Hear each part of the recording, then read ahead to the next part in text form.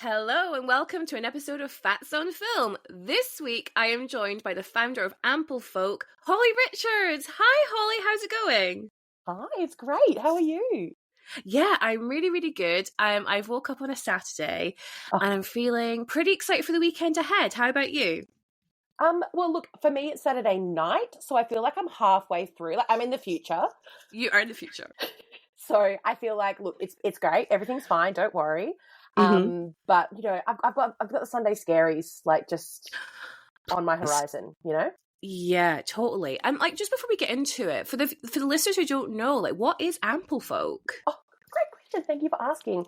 Amplefolk is a brand that I started. I am an Australian UK size 30, and I started the brand because I needed stuff for my body because I couldn't find it anywhere. And so about 4 years ago, I started working on a sports bra, and that is due to come out in about a month, maybe 6 weeks. Oh my God. Exciting. Yeah. But in the meantime, I released bath towels. Yes. So we've been selling bath towels for about a year now, and it's been amazing just meeting people and just helping other fellow fats, you know. Please. I mean, like the bath towel, I mean, it's something that is such a basic necessity that is we are sized out of. It's just mad how we have to go to, like, I'm glad you exist, Holly. I'm so glad you exist. But I think it's maddening that we have to go to specialists for wild. A towel. Yeah, it's absolutely wild. It's absolutely wild. Absolutely. Yeah, it's so unfair. And even like, and once you get to my size range, like the larger fats, like, we can't even use a beach towel. Like, it's not even like there's a dupe or like some other alternative. No. It's like, no, there's literally nothing.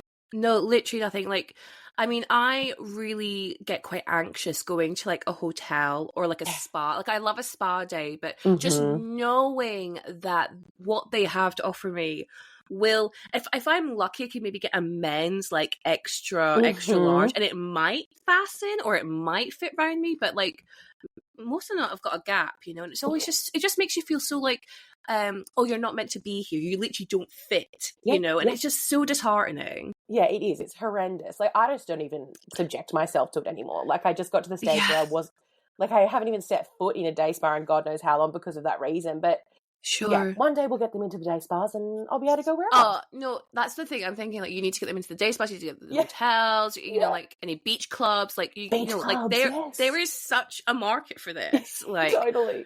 Just get Amplefolk everywhere, please. Any like hotel buyers who are listening, please get in touch. All those hotel buyers. I mean, who doesn't know a hotel buyer?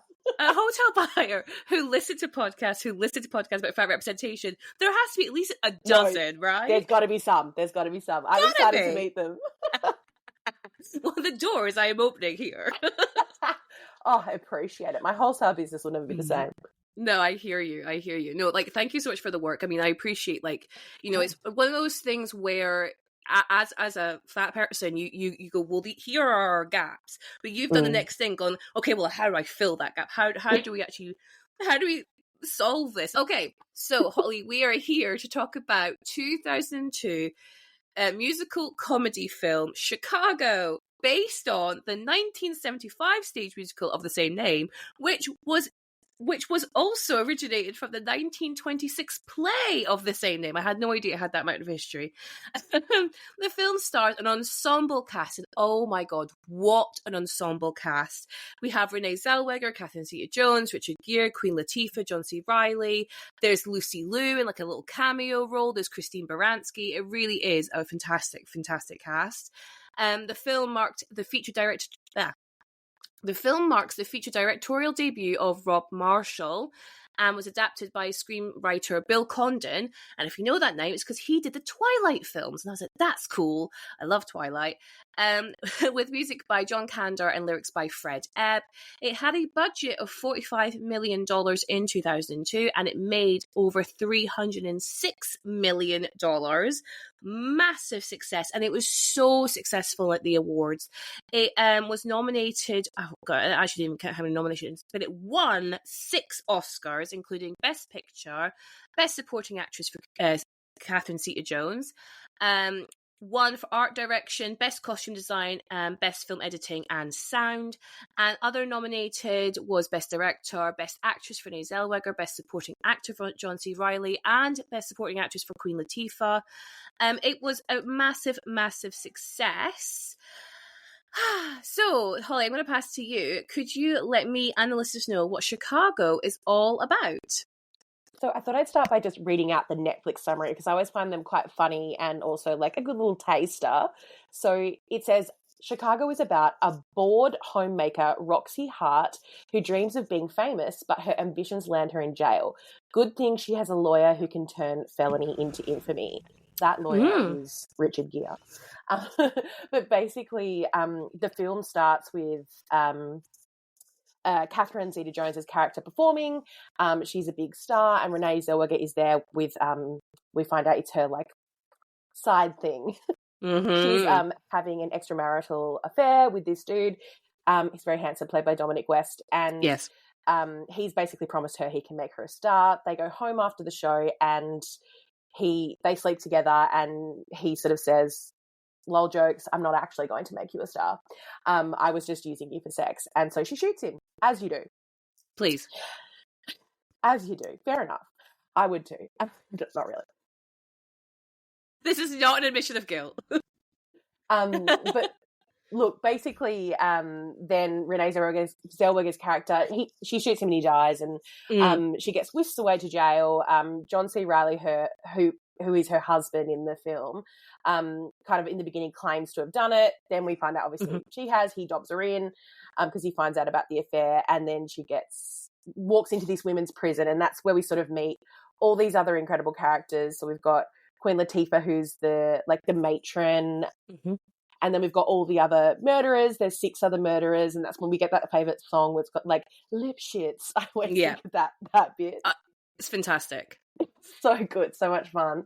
And so that's where things kind of start to kick off in terms of the case. And look, I don't know how much detail we go into, but basically, to cut a long story short, to cut a 2-hour movie short, Renee Zellweger's character Roxy goes on trial for this murder, and her husband pays Richard Gere's character a really schmoozy, let's call it, lawyer to represent her. He's also representing Catherine Zeta-Jones's character, who plays this former star, and Roxy becomes this the darling of the town, basically. So Chicago is obsessed with her. She becomes like a poster girl, all part of this campaign from Richard Gere's character to paint her as innocent. He changes her hair, and they say she's pregnant, and she was pregnant at the time, and that's why she murdered him, because he didn't want to have anything to do with the baby. It's a lie. She's not pregnant. And so this all leads to a really dramatic court scene, which is really, really fun and really wonderful. And Richard Gere gives a good performance, I think, razzle-dazzling the jury. And she's eventually let off. There's some what's the word? Like backstabbing from Catherine Zeta-Jones's character. Sure. I'm skipping over a lot of things, obviously, but basically Renee Zellweger's character, she's let off, and then as it's announced, as the papers are being passed out saying she's innocent, a woman stands on the steps of the courthouse and shoots dead someone who we presume is her husband, and that's the new story. It's all anyone cares about. No one cares about Roxy anymore. Yeah. Roxy says no to getting back with her ex-husband, who still thinks she's pregnant at this point. Roxy, Renee Zellweger, and Catherine Zeta-Jones, her character Velma, they end up doing a stage show together and getting both their dreams, which was to be famous, because they're both Chicago killers. So yeah, they got what and they that's wanted. Chicago. That's Chicago. That's Chicago. That's what happens in Chicago, apparently. No, it's such a fun film. Like, it really is. Like I read it a few times. This is considered like an American classic. This is considered one of the best American films ever made. And I absolutely adore it. I think the music, I was saying to my partner Graham, it's wild that this music was written so long ago, because it sounds so, I mean, I know it's meant to emulate like the 20s, but it sounds so fresh. It really has like really stood the test of time. It's just so much fun, and like you said there, like Richard Gere is so good in that courtroom scene. I really think every single actor is knocking it out of the park. I think everyone's amazing. Yeah, agreed. Yeah, it's so good. And it is a long film. I mean, I do think it does drag at the end for 2 hours. I'm like, all right, yeah, let's get to it. But that's just like me and my undiagnosed ADHD being like, okay, I'm done now. Preach. But yeah, like it's so much fun. But let's get into it. So Holly, you picked this film. Well, kind of. We kind of collaborated on picking this film. But like, what is your relationship with Chicago, and why did you want to discuss it on this podcast? It's a great question. So it's kind of not really got anything to do with Chicago, but everything to do with Chicago. So it's actually to do with Queen Latifah. So yes. When I was growing up, like when this film came out in 2002, I think I was in year 9, so I think I was 14.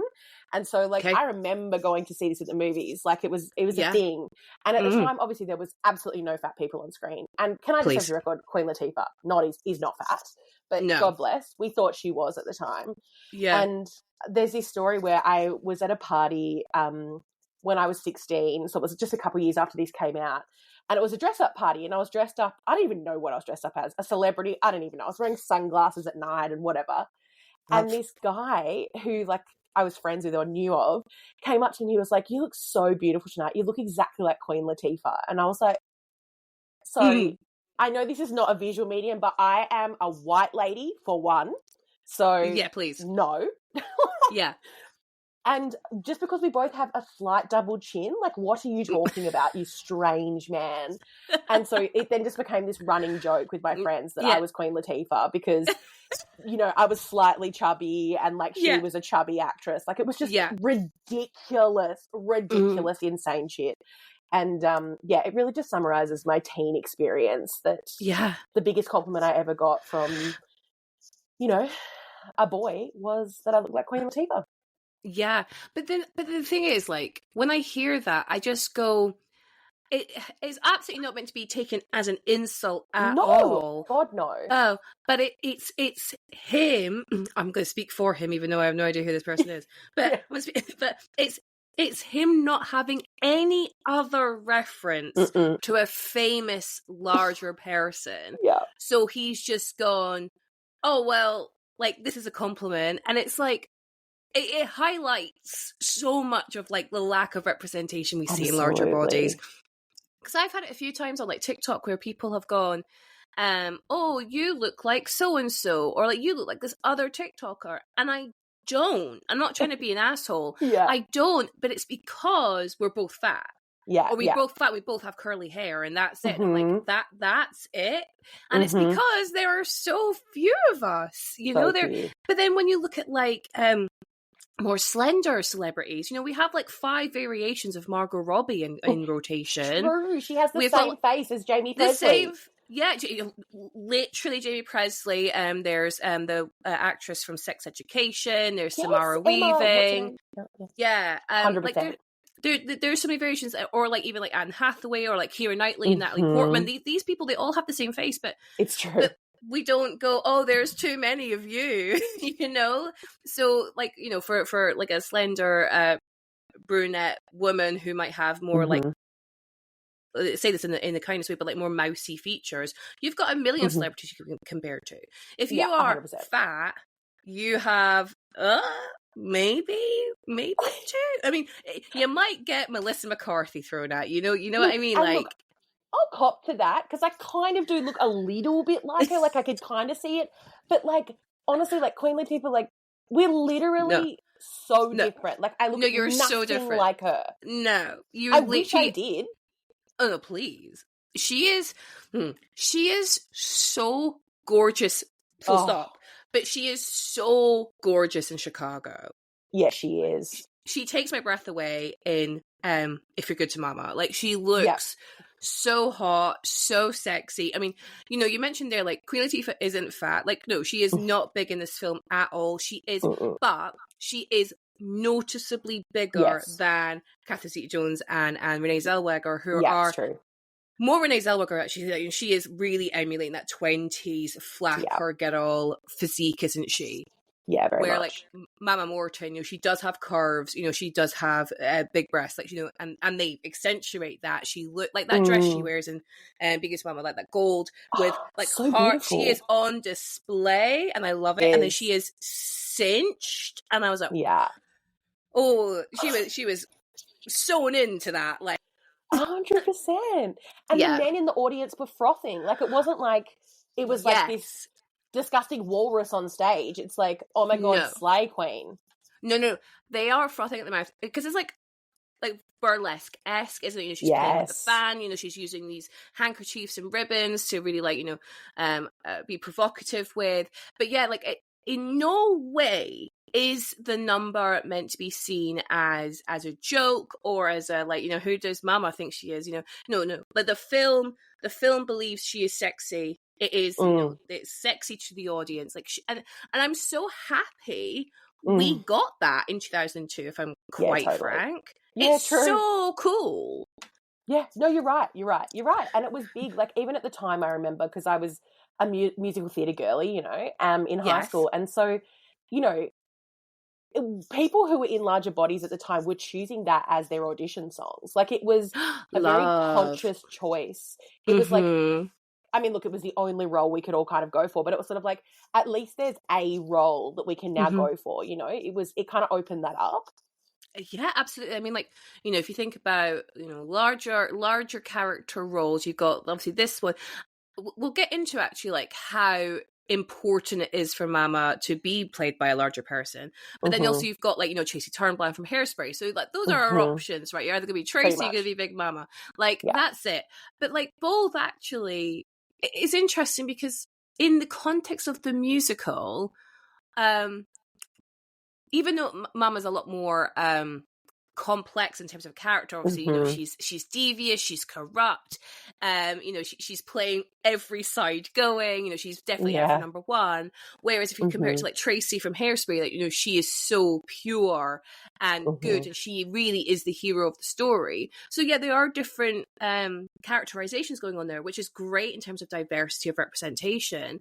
But in terms of their numbers, in terms of their music, they both get this, like, real, like, main character moments, especially obviously with Tracy, she is the main character. But even, like, in Matron Mama Morton, her number is just her. It's just her singing by herself. She's not supported by any of the supporting cast. And I think that's really cool. I think that's so cool that she gets to have her main character moment in a really sexy way.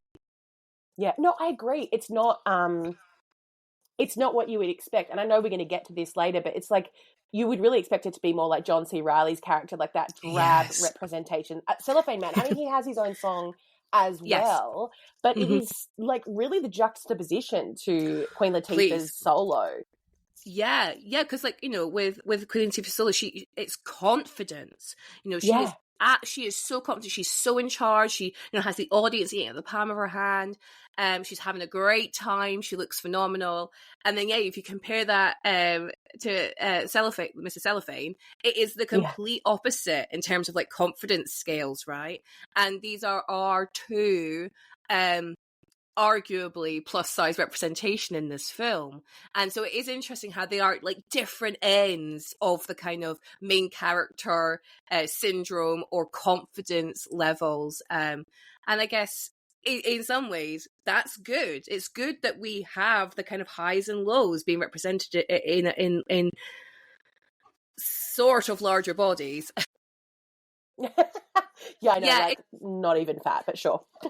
Yeah, it's one of those things where, like, in the context of the film, I know that these people are meant to be larger, but in real life, they just absolutely aren't, Yeah. It's like, sorry, I was just going to say, it's like Bridgerton. Like, I can't stop thinking about, Nicola, and how everyone's, like, gushing over how it's amazing to have that representation. I'm like, guys, I love her. I think she's incredible. I think she's beautiful. She is outside the norm, but she is not plus size, friends. No, I know. I find it a very complex topic to talk about, because I don't want to I don't want to be seen as pissing on anyone's chips. I really, really don't. No, she's the best. No, she's the best, and I absolutely like adore her. And I like in terms of round face representation. Yeah, 100%, like 100%. big booby. But, yeah, and you know she's obviously got curves, which is great, and like actual curves, you know. But she isn't plus size, and that's okay. It's just one of those things where like it's yeah. I totally understand everyone's point of view. Yeah, same. And I'm just happy that a fuller face, a round face woman is being seen as the beauty that what she is, you know? Yeah, agreed. She's main character energy, as you said. Exactly main character energy. Yeah, absolutely. So with Mama, she is the leader of this prison, right? You know, she is the matron of this prison for the women's part anyway. You know, like that in itself is really cool to see, like a bigger bodied person being the leader, being in charge, in control, being the boss. Like how does this characterization make you feel? Yeah, it's almost like, honestly, like rewatching it, because I hadn't watched it for a long time, and I'd seen the stage show, oh my God, when I was a teenager, like a long time ago. Sure. And I kind of forgot that like there was no, I don't know, she just was who she was, and she was, you know, the queen. And I was like, that's right, she doesn't get taken down, like she does some nefarious things, but like, you know, she still at the end of the day is reigning queen of that prison, even though we move past that in the story. And it's just, I don't know, like she's even in that final scene where they're on stage performing and she's there cheering them on, like all dressed up. I mean, interesting that she was wearing a suit actually in that. It was like she was kind of wearing like a glamorous suit. I did find that an interesting choice, that like she was in that more masculine or mass presenting costume at the end. But yeah, there was kind of no aha fatty moment, which I kind of forgot that wasn't coming.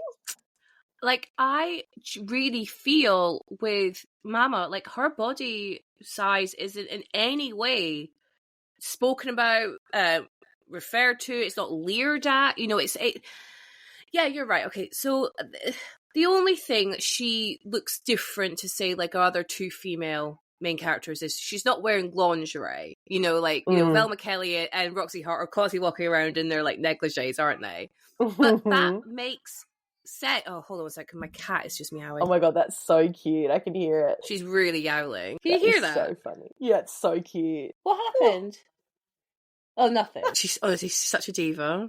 She's just a pain in the arse. She's such a mama.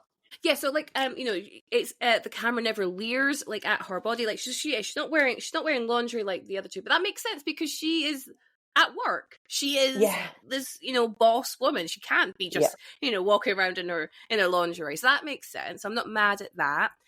Her outfit for her number is suitably sexy. I love that. But then, yeah, okay, you're right. At the end, when we see them, you know, make it big, it's a choice. It's a choice to put her in a suit rather than a glamorous evening gown, which you might have expected.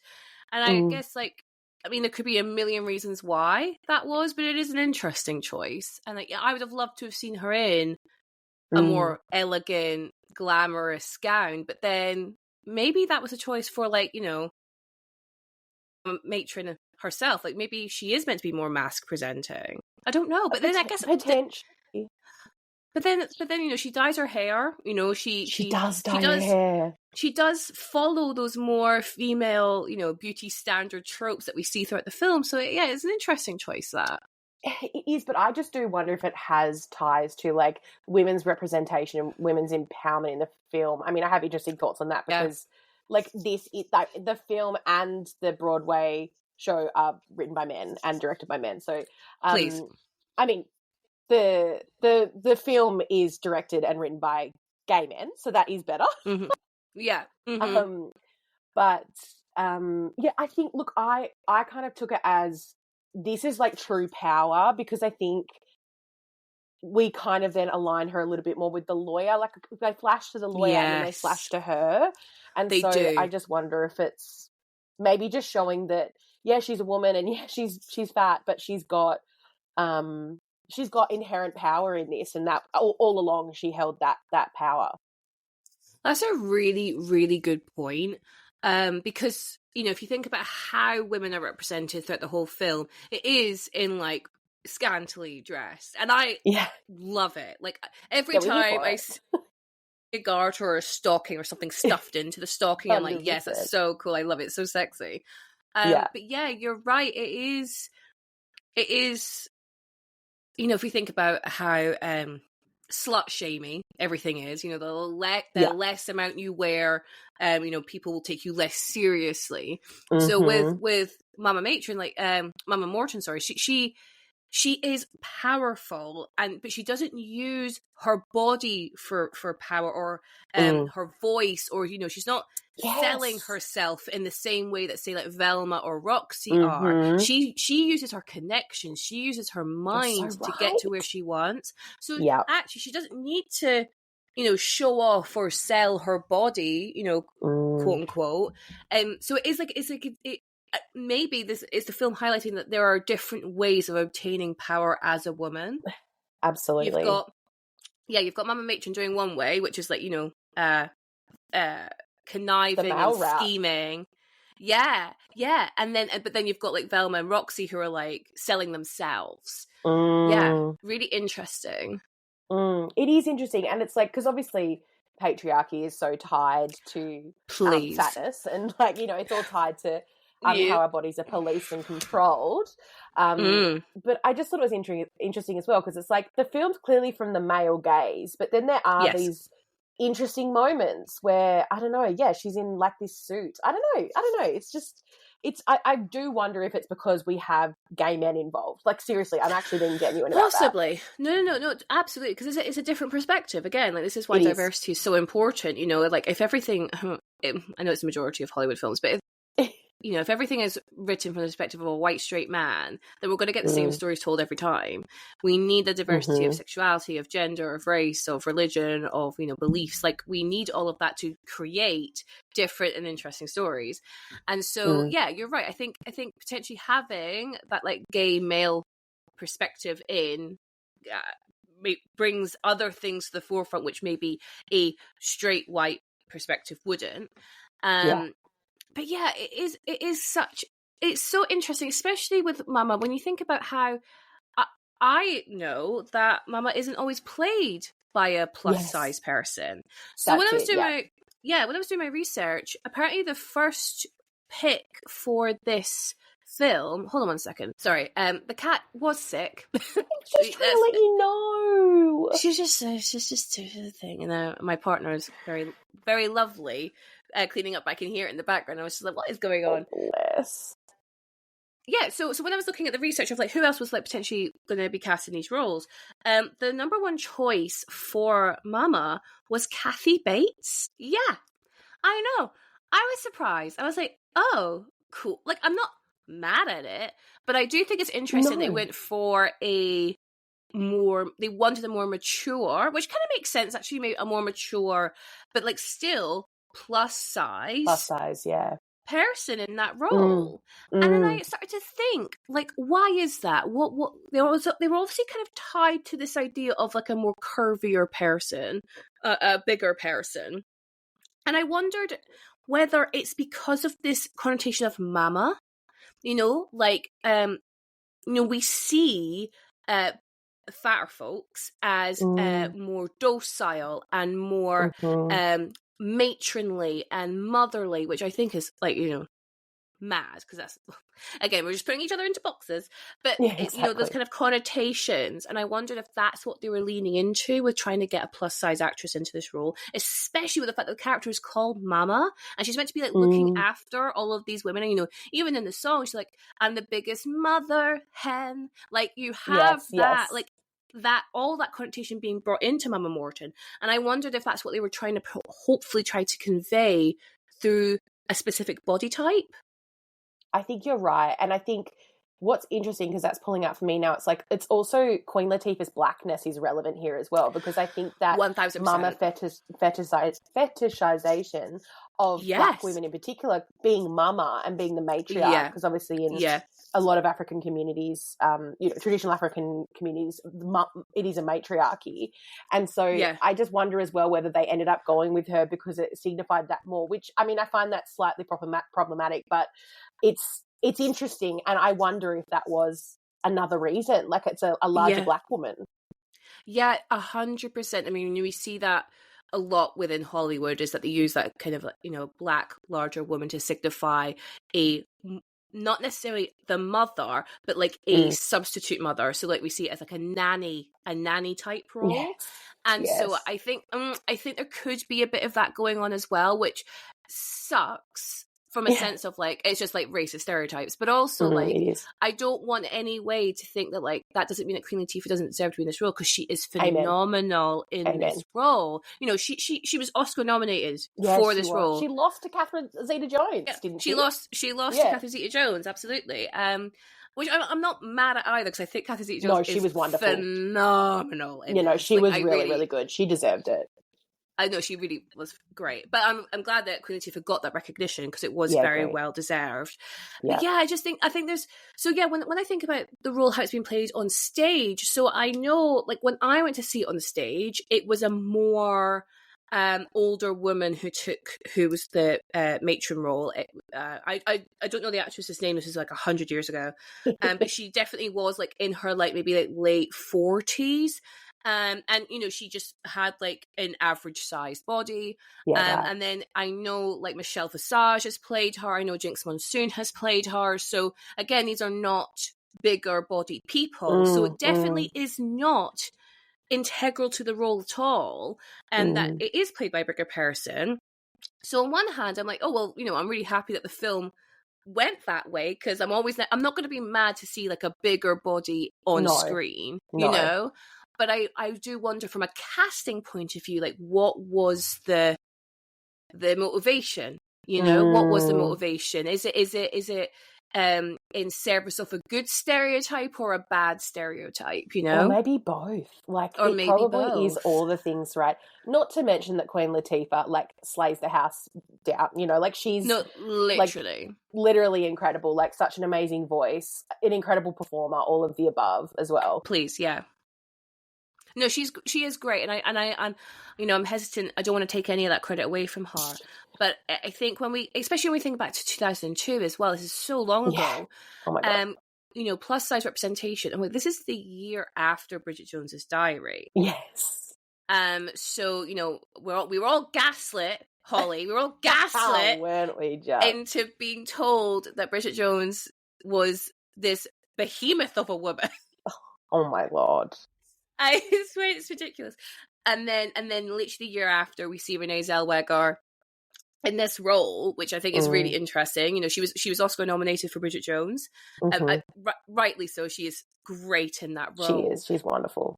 She comes into Chicago. She has lost a lot of weight, visibly. And I think at the time it was very well documented as well. I think the press were very interested, because then this is 2002, and then I believe it's 2003 or 2004. You get Bridget Jones's 2004. Thank you. You get Bridget Jones 2, Edge of Reason, where she gained the weight again.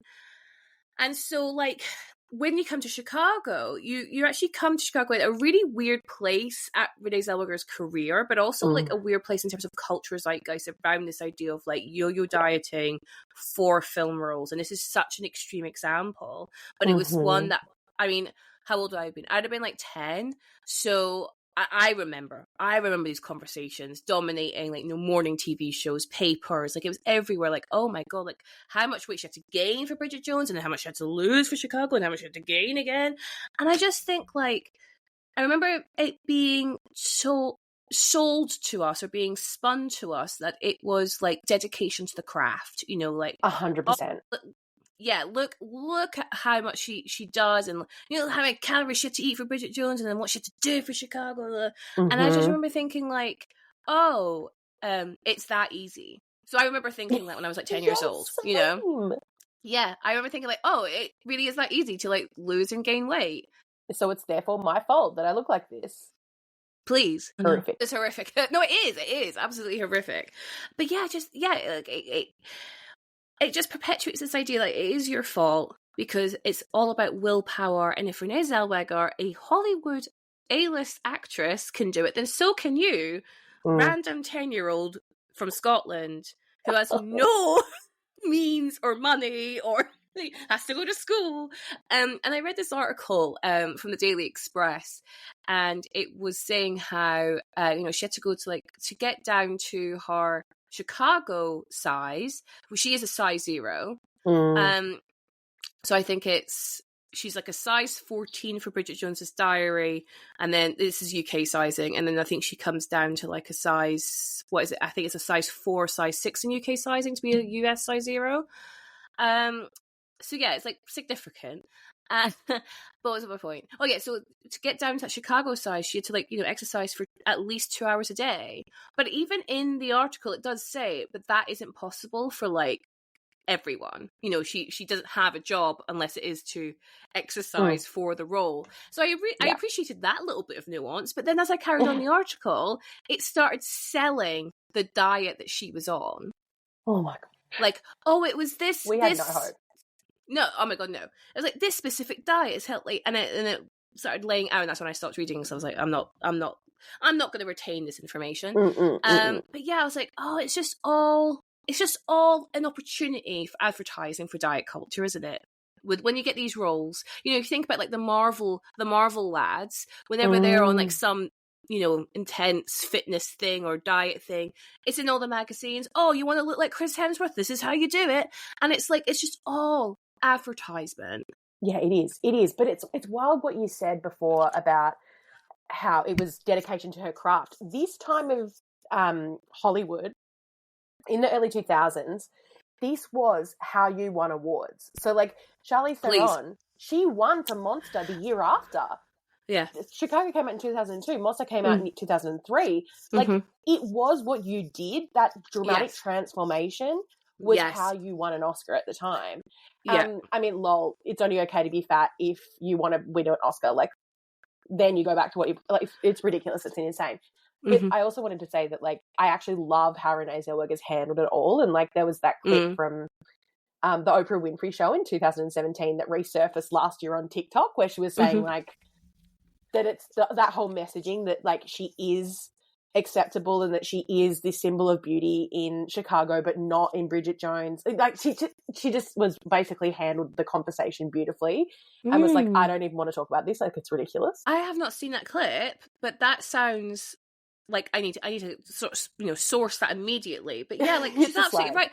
Because she's 100% right. Because we've fallen into this trap ourselves, right, Holly? Because we've now started talking about her body, in terms of like what she did for like the diets that she went on for like both of these roles. Where actually we should just be talking about her performance. It shouldn't actually 100%. matter what she did behind the scenes.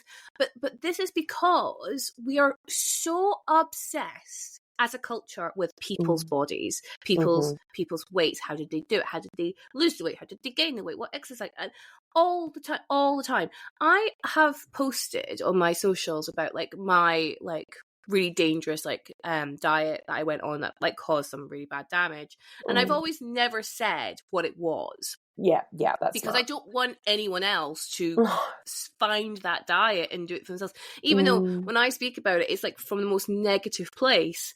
I know people who are so stuck in that mindset of, but I need to lose weight at any cost, don't care about the negative side effects. No, and I have had people comment, DM me, but what was it? You did really well on it. What was it? I was like, I did really well on it, but I like irreparably damaged my digestive system. Like, it's not worth it. Like, please.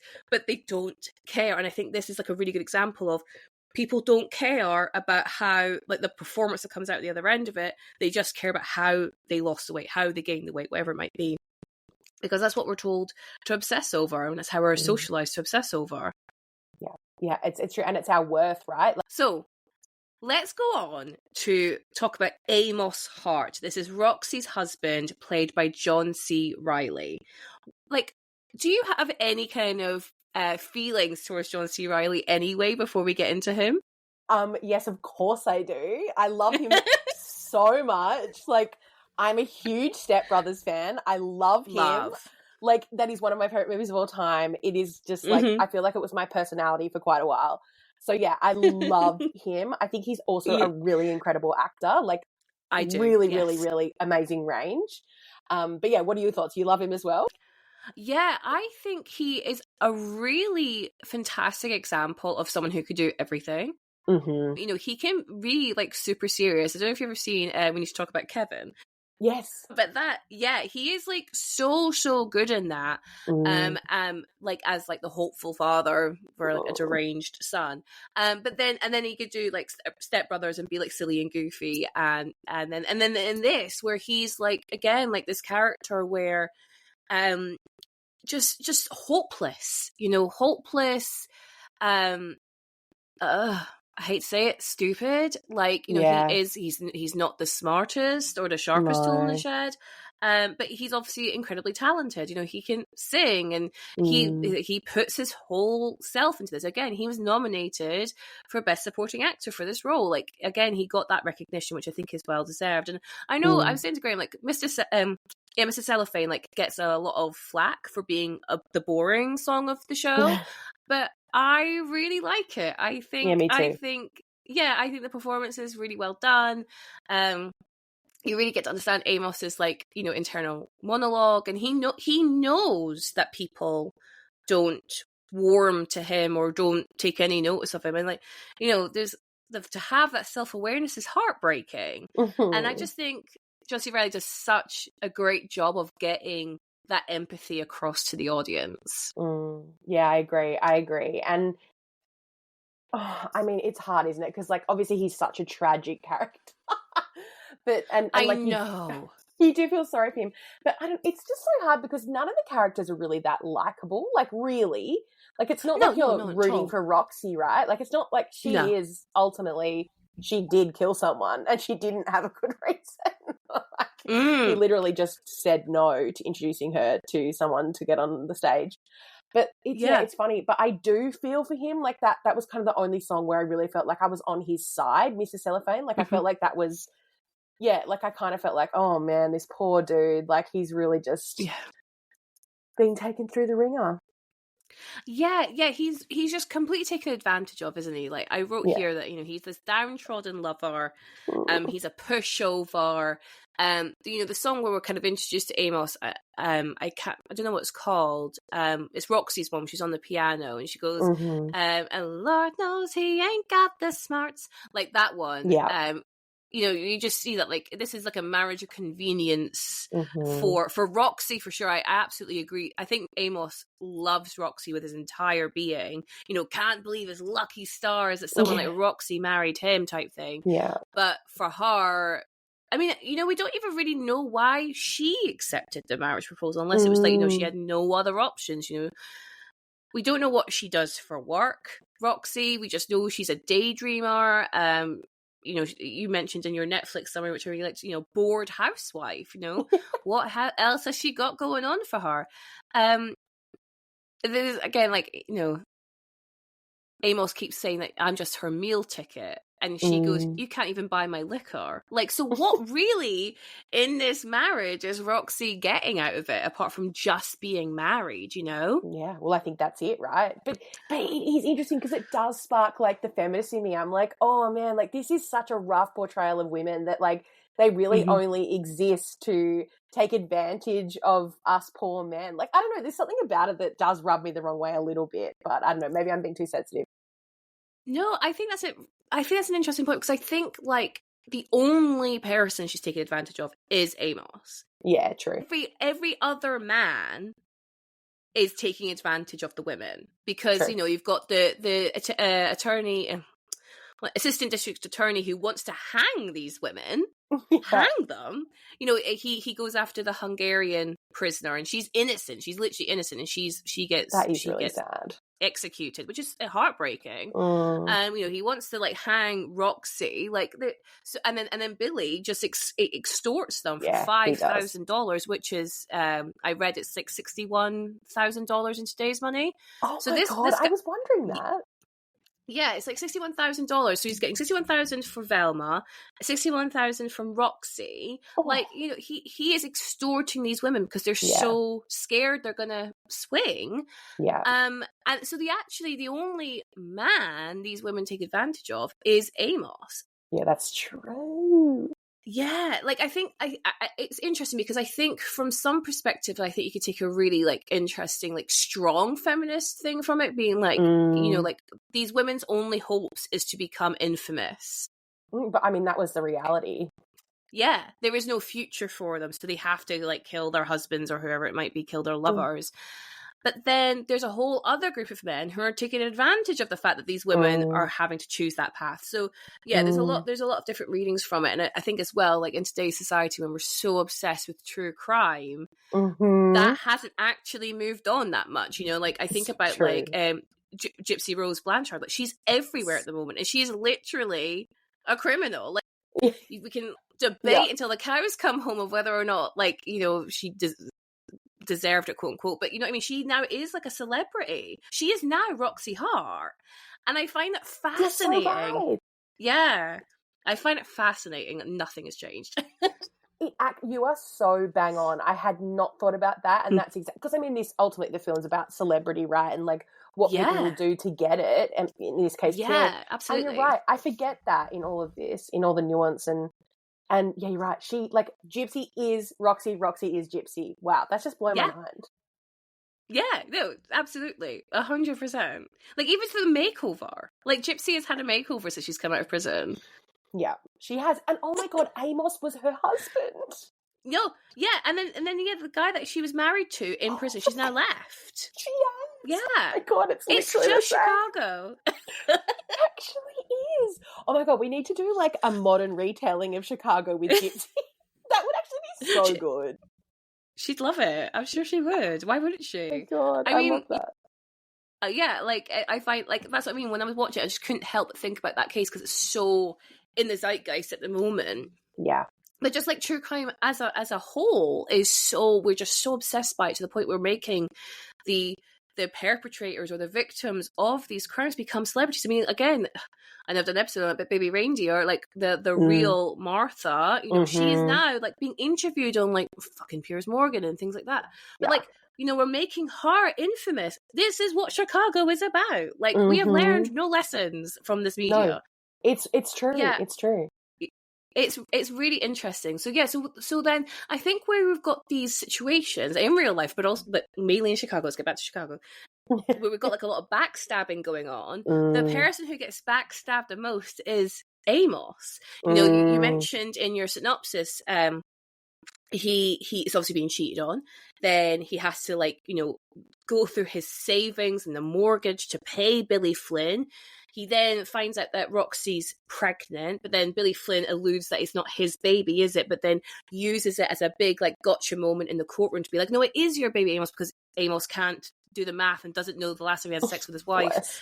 And it's really playing on this idea that he's just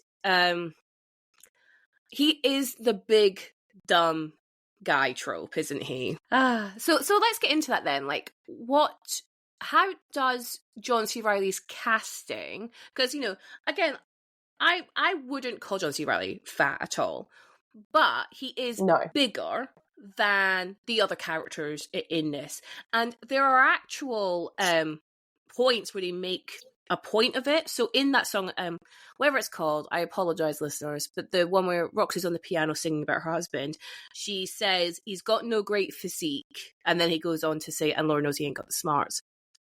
And I think it is a point for Amos's character that he isn't the creme de la creme. He's not a 10, and that's one of the reasons why she goes after Dominic West. That's why she goes after Fred Casely, because he is meant to be seen as more attractive. And that, I hate, in terms of the beauty standard, Dominic West probably is more conventionally attractive than John C. Reilly. So he's a babe. Yeah, but he's also, I just don't like him as a person. Okay, I don't know anything about him as a person, so I'm so sorry if that was problematic of me to say that. No, it's not problematic. I don't know. He's never done it. I don't think he's ever done anything like nefarious, but I know he's like cheated on his wife multiple times. Okay.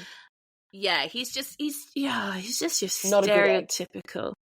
Not good. I think he's from Sheffield, actually, which is where I live. We talked about this not long ago. He doesn't sound like he is. I think he went to like Eton or something like that, which is like a posh boy. But I actually think he is from where I live.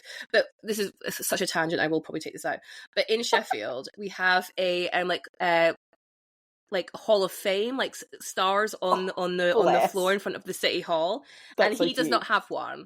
So that says everything. It says everything. Yeah, he is from Sheffield. Yeah, but like Sean Bean is from Sheffield. Yeah, Arctic Monkeys, they have a star.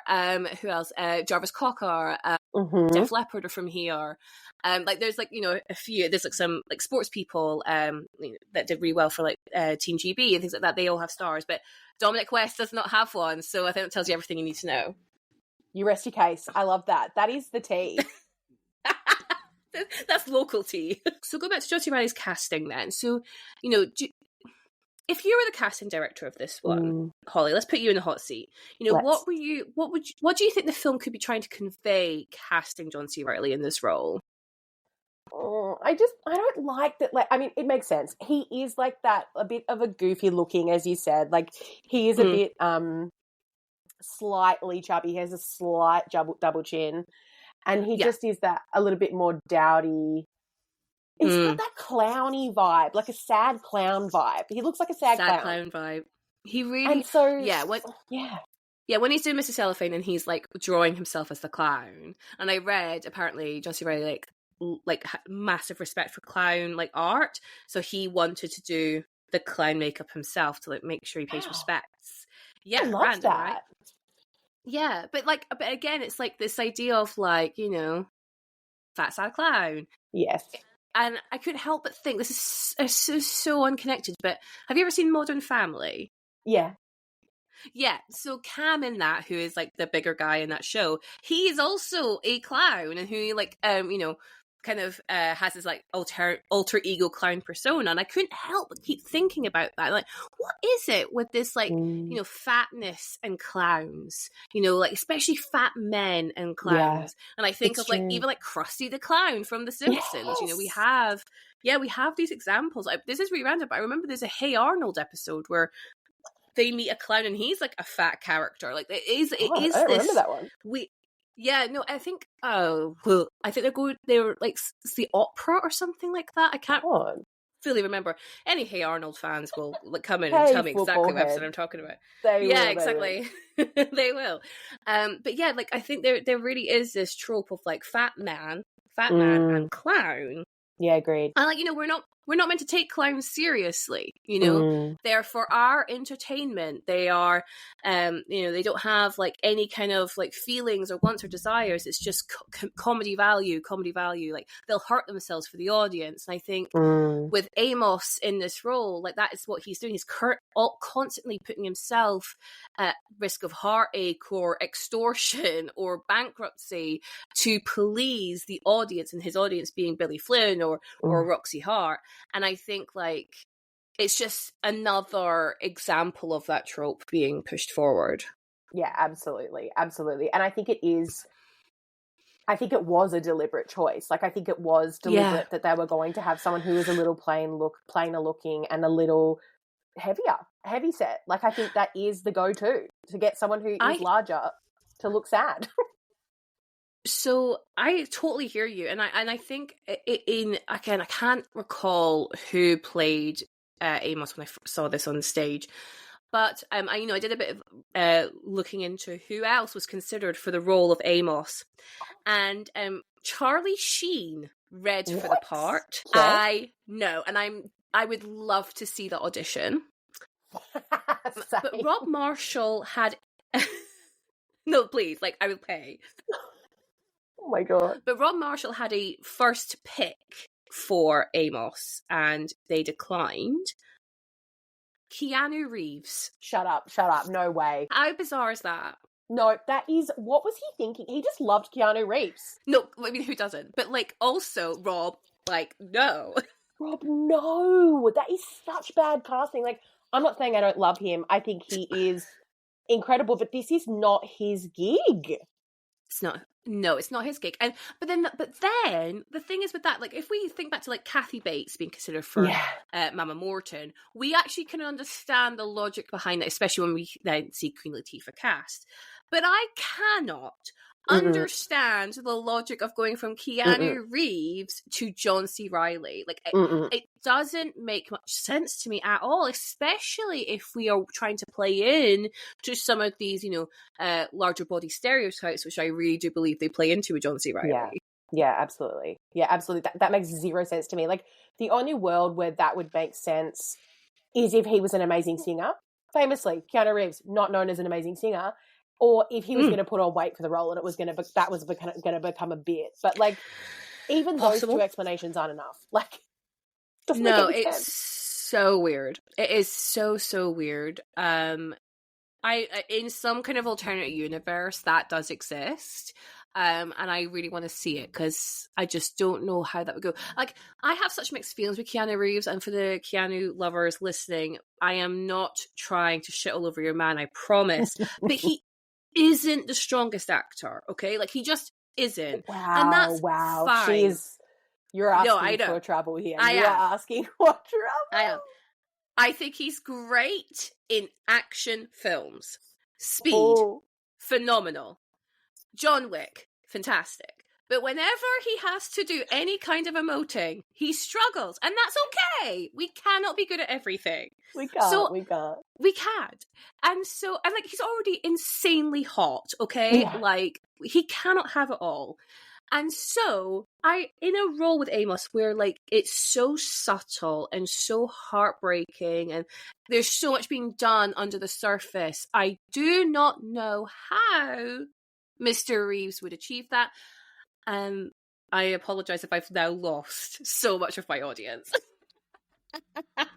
Look, I completely agree with you. Like, it just doesn't seem like... I mean, it's either Point Break or something. I mean, look, I feel like he's in... what was that Sandra Bullock movie he was in? What, The Lake House? Yeah, The Lake House. I mean, obviously he was not... That wasn't like, Oscars were not won. Sure. No. But no. He's not known for his... I mean, I don't know. Maybe, I guess you could probably say that in some ways Richard Gere was a little bit of a weird pick for his role, but he pulled it off. No, but he's interesting in this. He really is interesting. I really do like Richard Gere in this. Yeah, I don't like his voice. No, but that's neither. Personal, because it actually really works for the type of music they're doing. It is that Agreed. kind of like nasally, squeaky, kind of jazzy singing. And you know what? I'm not even trying to be shady. That's genuinely what it sounds like. But it works. So it really works. No, it really works for the role. It actually does. It does. Yeah. I'm just not going to go listen to it. No, and that's fine. And you know what? Like, again, to the like musical theatre people in listening, don't come. I don't mind when we have a film adaptation and the person isn't the best at singing. I don't mind it. I'm with you. Yeah, like no, like I genuinely, I like Russell Crowe in Les Mis. Okay, I do. I think I do. No, you know what? I prefer him so much to Hugh Jackman in that. I think Hugh is struggling in that film, and I literally. You know what? I'm literally coming for Australia right now because you actually are. You're an Australian. I know. Who grew up in Western Australia, where he went to musical theatre school. I am coming. I'm very dangerous. I literally post on Threads today saying I believe we as a society have been gaslit to believe that Hugh Jackman can sing. Whoa, wow. Okay, I low-key love this, but that is bravery at its best, my friend. No, it's silly. Some would say silly. I will give you, if anyone doubts me, I would ask you to go and watch The Greatest Showman performance from the Brits a few years ago. Oh. Because Hugh Jackman is singing whatever the big song is from that film. Yeah, I never saw it. Oh no, see, I actually kind of like the film. I like the music; it's all good, and I love Zac Efron. Yeah, he's great. But Hugh Jackman, like, he is a Broadway performer. I would expect him to be really good live, and that man is struggling through that performance. And I was like, after Les Mis, I had this opinion, and then after that performance, I was like, that solidified it. I don't think this man can sing. Okay, well, this is the real tea. This is the real tea. And so, yeah, please go watch. If you think I'm talking some absolute insane shit, first of all, you're not wrong. You're not wrong. I've just got some beef here. But I just think, no. I don't like it. So yeah, going back to, like, I love this. I'm going to do a deep dive tonight in bed. No, I'd love, please do, and let me know. You message me immediately and tell me what you think, and you can tell me if you think I'm being too picky, or if I apparently have too high standards. But then I can't have high standards because I think Russell Crowe's all right. Yeah, famously, rock bottom. No, so you like Kiwis, but not Australians. I get it. I see. That's what we're getting from this. I see. That's what we're taking see what away. It is. But yeah, I think famously, I think because he got so much flack, Russell Crowe. Yeah. I was like, actually, I don't think it's that bad, and I think we're actually not looking at something that is kind of bad, which is Hugh Jackman struggling. Yeah. But then again, famously, I really don't mind Pierce Brosnan in Mamma Mia. I think he's trying his best. And I think it actually makes sense for his role that it's a bit just rough. Okay, if I had paid, tens and tens of pounds to go watch it live in the West End, I'd feel differently. But if I'm just watching it on, like, Amazon, like, I don't mind the fact that Pierce Brosnan's struggling. I really don't. Well, I'm okay with it, but, like, I mean, we're on such a tangent, but I love it. But see, I love Pierce Brosnan because to me, he's James Bond. Because I grew up in the 90s, and so he was James Bond then, right? Like, we all had that Nintendo 64 game. Like, he is James Bond. And so I'll always love him because of that. So he can do no wrong in my eyes, to be honest. Also, his wife's fat. Well, I mean, I have so many feels because, like, that always goes viral, doesn't it? When people go like, "Oh my god, Pierce has stayed with his, like, wife even though she's gained weight." And it's like, she's just got older, and also he just clearly just loves his wife. Why is that such a surprise? Also, what even more, like, shocking? Maybe he likes that she's a bit fat. Like, God forbid, like, that he might even like that she's a bit fat. I mean, obviously, because, like, how could they? Because it's just so unlovable. Simply impossible. It's like when people can't believe that, like, fat people get married. Like, wait, you found someone who wants to get, like, what? I mean, and I know, like, it's because we never see it. Like, we never see bigger people in wedding outfits, and it's just an absolute crime. It's a crime at this point. It is. And I just think, like, can you just, like, open up your brains, please, and just think, like, maybe being fat is not a determining factor of whether someone is a good person or not. Like, maybe. Or attractive or not. Or attractive, or a good partner, or a shit partner. Don't get me wrong. Totally. There's awful fat people out there as well. No, give us this, but let us, like, be everything. You know what I mean? Absolutely. Like, we don't have to just be villains, and we don't just have to be heroes. Like, if we have more representation of us doing everything, then it's no longer a trope, Yeah, absolutely. Yeah, you're exactly right. We're not just the John C Reillys of this world, Please. We don't just get cast as bloody Amos. No, exactly. And poor Amos. And this is the thing. So, like, we went on a massive tangent, so I talked about Keanu Reeves. But yeah, so I think, like, the idea of, like, casting Keanu Reeves in this role just blows my mind, because I do think, like, as much as John C Reilly's particular body type really does, like, work on all the tropes and other representations we've seen of, like, bigger guys, less attractive guys who are maybe, like, punching, and that's how they've got their like, again, more conventionally attractive wives. if Keanu Reeves is Amos, that it gets entirely lost, because why is Roxy Har, unless Amos is hitting her, like, God forbid, but he obviously isn't. But like, why would Roxy play away from Keanu Reeves? It just doesn't make sense in terms of the storytelling. It doesn't. It's a way too long a bow to string, which really does make me think, like, did Rob Marshall just always dream of having Keanu Reeves in one of his films? And so he was like, this is by chance. Yeah, it's interesting because I don't think Keanu Reeves has ever been in a Rob Marshall film. If I go into Rob Marshall's filmography. Maybe they don't like each other now, because he was like, you rejected me from Chicago, so you're never going to be in one of my films. No, I don't think he's ever been in a Rob Marshall film. So that's never come back again. So I don't know. We don't know. Okay. So we spoke about Amos. We spoke about Mama Morton. My next question to you, Holly, is: are there any other fat people just existing in this world, like in the prison or in the courtroom scene or in the journalists? Was there anybody else? Fantastic question. Absolutely not. There wasn't a single person in the background. Just rock hard abs from wall to wall. Yeah, no, it's just this is actually going to be like a new litmus test I want to introduce into this podcast, because I think, like, as part of your world building, if you're excluding larger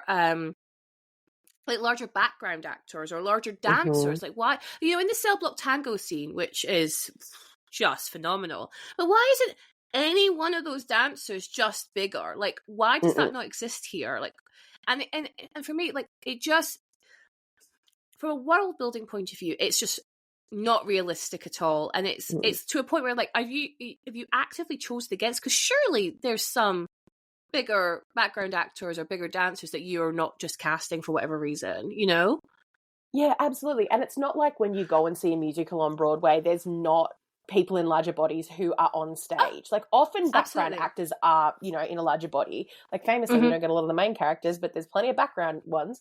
And so it is a really weird, deliberate choice to have everyone have rock hard abs. Like, it's kind of wild.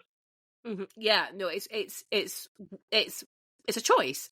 Yeah, it is. Because even if I think of, like, Moulin Rouge, this film comes out the year after Moulin Rouge. Moulin Rouge is my favorite film of all time. I fucking love Moulin Rouge. It is a really good movie. It did things to me, Holly. I'm not gonna lie. It, like, changed the trajectory of my life. I mean, I don't even know. I think The Mummy was my awakening. Oh my god! And then Still scarred. Yeah. Just Brendan Fraser and Rachel Weisz, and oh my god, what's Dead Fair, who's Ardith Faye in that film, like, literally just did things for me forever. But then Moulin Rouge came along, and I was like, so, like, I think it must have been the first thing I saw Ewan McGregor in, and then obviously Nicole Kidman is just unreal in that film. She's so hot, she's so talented. I love her so much. She's so talented. She is. Yeah, she's insane. But yeah, so I think, but in that, where you've got kind of got similar kind of ensemble cast, it's musical, you have background actors, but there are a few larger background actors in Moulin Rouge. Okay, there aren't any at the forefront, which, okay, slap on the wrist for that, but there is some in the background, which means that fat people exist in their world. Whereas in Chicago, it's like, you've given them, okay, we've got bigger characters in two of the main roles, which is great, but then none in the background. So it's like, well, do they exist in this world or not? It's just a really interesting choice. It is a really interesting choice. And, like, I mean, not that I want to lean into these stereotypes at all, but I just found it quite shocking that even when they did, like, the big, the larger panning scenes of, like, all the women in the prison sort of sitting there eating food, like, there were a couple of those shots, all of the women were, like, raked in. And I was sort of like, isn't that strange? Because normally they choose deliberately in those scenes larger women because it's like, oh, well, this is where they belong, in jail. Like, literally. Like, it's like, more likely to be poor, more likely to be in jail. Like, usually that's where we see people in larger bodies in those kinds of scenes. And that just was not the case here. Yeah, exactly. Like, in those grander shots, that's like your opportunity as a film to be like, see, we're diverse, and I'm not saying that as like you as a positive thing. I know it's kind of like a get out of jail free card, but like, even in that opportunity they still don't take it. So it's such an interesting choice. And like, as well, like, for a film I don't know the racial makeup of 1920 Chicago, but Mm, there's not much race diversity either. There's a lot of white no. people. Okay, you've got like the Yeah. two black women in the Cell Block Tango, and then you've got Lucy Liu doing her little cameo as Katie Mm-hmm. Baxter. And that's it. That's it. That's it. That's literally it. Oh, and Tay Diggs. Yeah. Sorry, Tay Diggs is the band leader as well. Yeah, That's and it. oh my god, so hot. Oh, please. Yeah. No, he's Obsessed. great. He's so good in that role. He's so Oh good. God, I Like, love he him. is the band leader for me. Love Yeah. him. So it's just an interesting like choice like that's constantly made around like diversity of the casting of this film. And then like let's play the little game of like who else was considered for the roles of these films. Oh, I love this game. Yeah, so this is bonkers. Like, I actually question how much of this is actually true because it's just ridiculous. And this is according to IMDb, so we do have to take it with a pinch of salt because it's not always accurate. Sure. So where is the list? It starts down here, I think. Okay, so for Velma Kelly, so for Catherine Zeta-Jones, Toni Collette, Neve Campbell, Angelina Jolie, Madonna, Jennifer Lopez, Julia Roberts, Gwyneth Paltrow, Winona Ryder were all considered for the role of Velma Kelly. Who would do well there? Actually, I think Neve Campbell could have done well. I quite like Neve Campbell. I love her, but I feel like that's such a rogue choice. I mean, I guess it was still close to the 90s, so like Party of Five was still top of mind. And Scream was still top of mind. So yeah, I guess so. We're bringing back our friend Hugh Jackman, because he was originally offered the role of Billy Flynn, but he passed as he thought he was too young. And I actually do agree with that choice. I think Hugh Jackman would have been too young in 2002, because... Yeah, he would have. When's X-Men? 2000? Must be around 2000. Yeah, that sounds about right. Or maybe 2001. Even a little later. Because that's his big breakout. So yeah, I think it's an interesting choice. I don't disagree. Okay, so then Michelle Pfeiffer for Roxy Hart, which is bananas because she would have been too old. Like, she would have been too old for that role. On that, Emma Thompson apparently considered for Roxy Hart. No. Come on. No. Lucy Lawless. Xena, the warrior princess, was considered I a role. think so. No. This is what I'm thinking. Like, this can't be true. Like, Leslie Mann for Velma Kelly, Amy Poehler for Roxy Hart. No, this didn't happen. Blonde people in Hollywood. They're picking blonde people from Judd Apatow films, it seems like. It's really Ori's wife. Yeah, literally. Kylie Minogue for Roxy Hart. I mean, that would have been a bit of a slay. No, and I'm not mad at that. I don't... Could Kylie have done it? Like, Kylie's never done a role like that before. No, you're right. I mean, let's not forget Neighbours. Like, obviously an amazing show, amazing actress. No. Sure. And, for me, I'm like Moulin Rouge and Doctor Who. Sure. The Green Fairy. That's it. Mm-hmm. The Green Fairy, yeah. Who else was in it? Like, these are just names. Shakira for Roxy Hart, apparently. Tyra Banks for Roxy Hart. What? Like, this isn't true, right? These can't be real. No, can't be. No. And then the other thing, which I think is really interesting, is traditionally on stage, Mary Sunshine, who Christine Baranski plays, is usually a guy in drag playing that role. I did not know that. Yeah, and apparently it's like a gag in like the second act where like their wig like comes off to reveal that they're actually a man like parading as a woman. But like they obviously don't include that because Christine Baranski is a woman.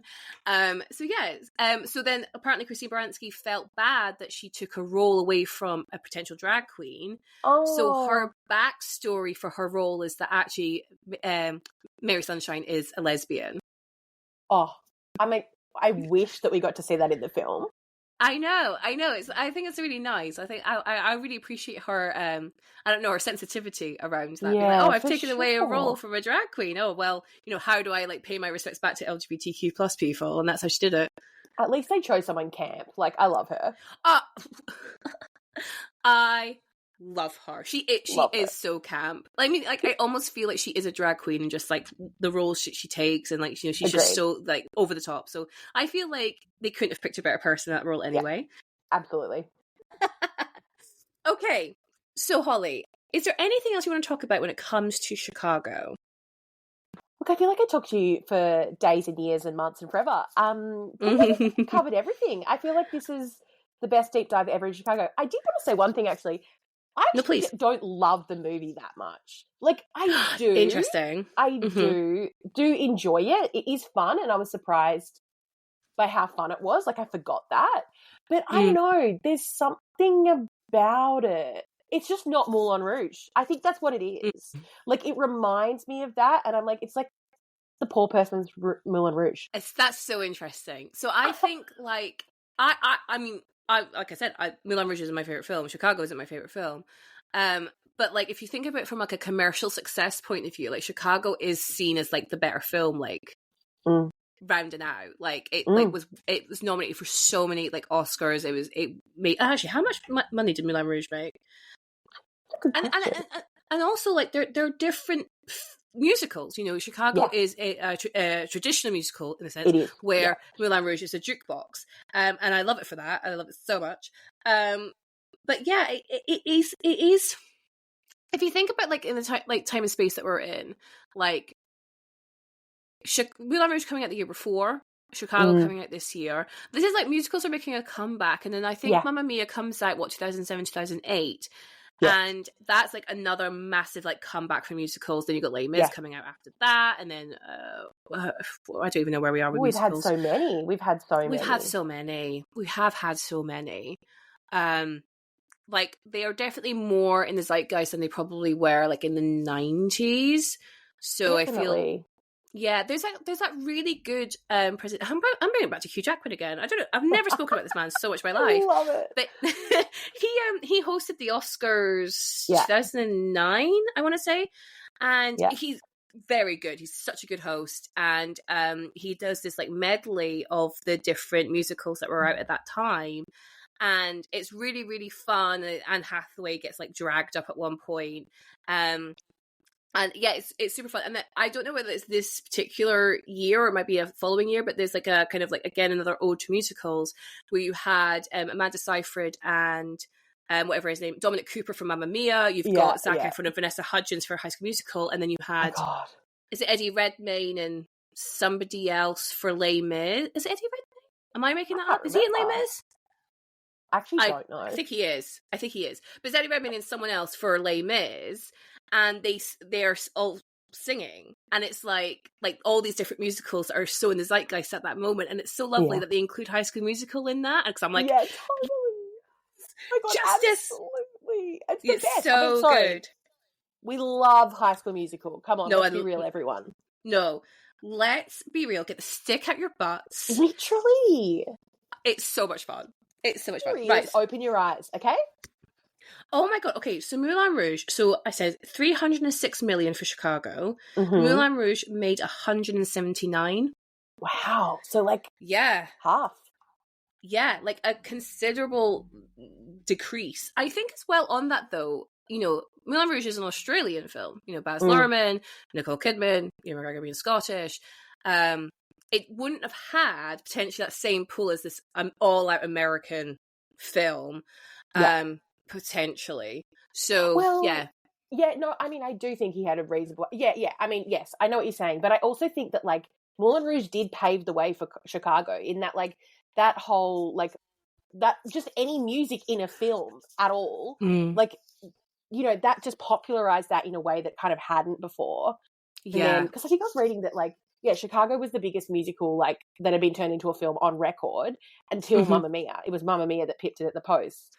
Yeah, absolutely. I think you're right. I think like Moulin Rouge is definitely like a really good example of like making musicals cool again. Yeah, because it is so cool. It's so fun, and like the way it's been filmed and shot and edited, and it's just mad and chaotic, and the costumes are amazing. I fucking love that film. It is so good. I used to watch it all the time. No, I did too. So you're right. From personal taste, I agree. I think Moulin Rouge is the better film to Chicago. Yeah. Like I said earlier, like I think Chicago does drag a bit at the end for me. It does. I think it loses me at Razzle Dazzle. It loses me Yes, at Razzle Dazzle. same. Yeah, I'm like, is it Richard Gere? Is that because we're just over his voice by that point? I just don't know. I really, really don't like it. I really didn't like his voice in that song. Yeah, it's not good. Razzle Dazzle them. No, he can't. No, he can't. But it all still works. Yeah, it does. No, you're right. It does. It does. It does. But it's just not to our taste. No. God bless. I mean, I've never been all about Richard Gere. I mean, I know some people are like just obsessed with him. I never really got that. I always felt like he was like dad vibes. Sure. Well, he literally was our dad. Yeah, literally. The age, like he is dad vibes. I love him in Pretty Woman. Pretty Woman is my favorite rom-com of all time. I adore it. I absolutely adore it. But other than that, I don't really know him in much. Like he isn't. Yeah. Runaway Bride. Yeah. Runaway Bride. Yeah, I don't like that film. Yeah, it's not great, is it? Yeah, like Primal Fear, sure. An Officer and a Gentleman, like. You know, he's just he's about. I think he's definitely like in Chicago. He's like after his peak of like fame, 100%. Isn't he? So yeah, it is an interesting choice. I think he does really well though in the role. As much as like you know, we criticize, he does do well. No, he does. I agree. Yeah, and I think Catherine Zeta-Jones. I mean, just one of the most beautiful women to ever exist on the planet. It's illegal behavior from her. Like I actually can't handle it. I actually can't handle her. Her eyes are unreal. This scene, it cracks me up every time when she's doing Cellblock Tango. She's there in her cell, like doing the interviews, and then she like turns her over her shoulder to like smile at the camera as it flashes. It's so fucking funny. It is so good. Funny. She's so good in this role. She's so good. Again, unfortunately, this is her peak. She never really reaches this high again. Unfortunately, I love you, Catherine. I do. I know. But yeah, she is great, and I'm really glad she got recognised for it because she is so good. Yeah, me too. I completely agree. I think it was, and also that she did all her own dancing because Renee Zellweger didn't do all of her dancing, whereas Catherine Zeta-Jones did. Oh, I did not know that about Renee. But yeah, I knew that about Catherine because I knew she was like really keen on that. She's so good. Phenomenal performance from a phenomenal gal. I know, we love her. Okay. We love her. Okay, cool. So, Holly, as you know, we like to rate or rank our episodes based on how well we think they represent fat or larger bodies, and we like to rate them out of ourselves. So, out of 5 potential Hollies, what will you give Chicago? Can I give a half? Of course you can, yeah. Okay. I'm going to give it half a star. Oh, shit, okay. Please explain your score.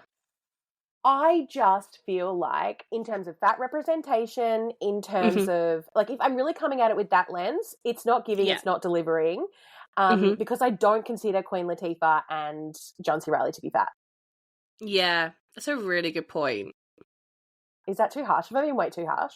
Oh my god, no. The whole reason why we score them out of ourselves is because it's your opinion. Like, you can score it however you want. Like, own it. You give it half a Holly, not a problem. I'm actually being maybe arguably too gracious. I was going to give it 2 Hannahs. So the reason why it literally is for like 1 for Queen Latifah, 1 for John C Reilly, and I 100% agree with you. Like, they are not fat in my eyes or fat in like anyone's eyes, really. Like, you know, but seeing a body like Queen Latifah's being so like admired and lusted after, you know, like we mentioned earlier, like the men are like, you know, woo woo woo, hit her in like the audience, like they are like frothing at the mouth, and that was so like I really loved seeing that when I was younger. I loved seeing that last night. I think it's so fucking cool. And then with John C Reilly, as much as I think his body type is used in a negative context, I think his talent and his way of like being able to like be more than just like, you know, the schlubby, bigger, dumb guy. Like, he's so much more nuanced than that. And as you know, I think like as maybe in lesser hands, it wouldn't be more than just being a schlubby guy. But he is so talented. He just gives so much more like pathos to who Amos is. I think as much as Mrs. Cellophane is like seen as like the slow one of the film, I much prefer it to Razzle Dazzle. So Same. so I think I'm gonna give it 2 Hannahs. I love this. I love this. I think that maybe we're somewhere in between where it's a draw. Yeah, no, I think but this is the thing, right? Like representation is different to different people, isn't it? Like, It is. Yeah. we'll have like different wants and desires to see depending on who you are as a person, and that's what kind of can make representation so difficult. But at the same time, when you're given no representation, some representation is better than no representation. Yeah, it's and true. I think It's true. And I think your point of, but there are no fat people, so I can't score it more than that. It's like a really valid point. You're absolutely right. You know, if we were to literally go like from a score of like, are there any like, you know, size 20 and above people in this film? The answer is like such a firm no. But in the context of the film, context of the film is that they think that these characters are fat. That's it. And Hollywood thinks that those characters are fat. Yeah, exactly. Hollywood thinks that they're fat. So I'm like, Hence okay. Half a Holly. I haven't gone 0, it's half a. No, sure. So, Holly, thank you so much for joining me on this podcast. Can you please let me and the listeners know where they can find more of you and your work? Thank you. Yes, just follow me at Amplefolk on all platforms.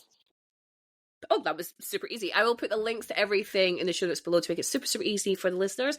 And listeners can find myself at Queen Bee Says on Instagram, Twitter, and TikTok. And they can find the podcast at Fats and Film on Twitter and Instagram. Thank you so much for listening, everyone. And I will catch you at the next episode. And remember to stay fat. Woo!